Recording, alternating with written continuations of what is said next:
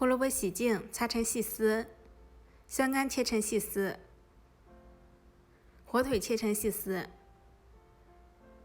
木耳泡发切成细丝；香菜洗净，切成香菜段。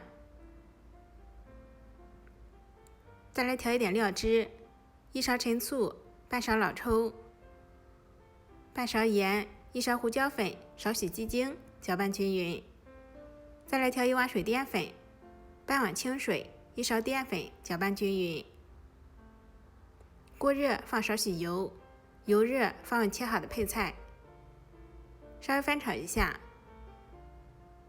再根据加盐的饭量添加适量的清水，盖上盖，大火烧开，倒入淀粉水，再次烧开，打入1颗鸡蛋，倒入调好的料汁，搅拌均匀。出锅前再放一点小磨香油，喜欢吃花椒味道的可以放一点花椒油。盛出，撒上香菜段，也可以再放一点馓子，简单营养好喝。我家过年必做这一道汤。